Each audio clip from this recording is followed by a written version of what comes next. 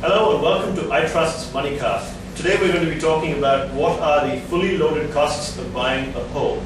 You know, when you buy a home, it's a big financial planning decision because you need to make sure that you've got an adequate amount of funds.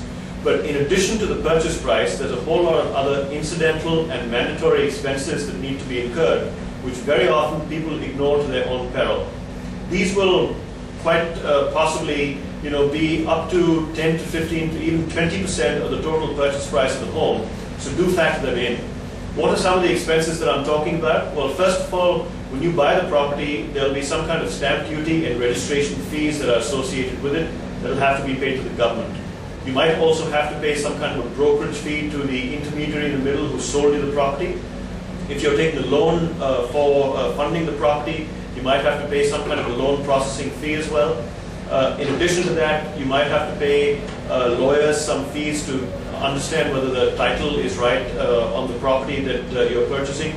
You might have to pay some kind of an inspection or surveyor's fee, which is required by the home loan finance company just to make sure that the building is in a state of good repair and structurally if it's fit or not. You might also have to pay some kind of association or club fees to the local association, the community of which you're desirous of being a part of. There could also be a whole bunch of hidden expenses related to moving into the property, such as you might have to pay some kind of utility connection charges to have your electricity and water meter installed. You could also pay some kind of moving expenses if you're moving from one location to another within the same city, or if you're moving from one town to another, there might be a huge amount of moving expenses associated with your new home.